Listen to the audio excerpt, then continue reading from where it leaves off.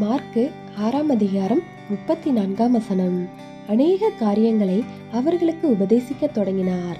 கிறிஸ்துவுக்குள் அன்பானவர்களே, தேவன் நம்முடைய அனுதின வாழ்க்கை பிரச்சனைகளின் மேல் அக்கறையற்றவரா?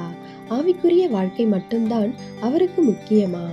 ஆண்டவராகிய இயேசு கிறிஸ்து மக்களின் வாழ்க்கை போராட்டங்களையும் வாழ்வின் மேடு பள்ளங்களையும் குறித்து கவலையற்றவராக இருந்தாரா என்ற கேள்விகள் நம்மில் அநேகருக்கு வரலாம். ஆனால் இயேசு கிறிஸ்து நமக்கு ஒரு தெய்வீக இலக்கை நிர்ணயித்து அதை நோக்கி செல்வதற்கான தெய்வீக ஆலோசனைகளையும் கொடுத்திருக்கிறார். அந்த இலக்கை நோக்கி நாம் செல்லும் போது அங்கே தேவனை நம்மோடு இருப்பவராக காணலாம். அந்த தேவனே நம்முடைய தேவைகளுக்கும் போராட்டங்களுக்கும் பதிலாகவும் தீர்வாகவும் போதுமானவராகவும் இருப்பார்.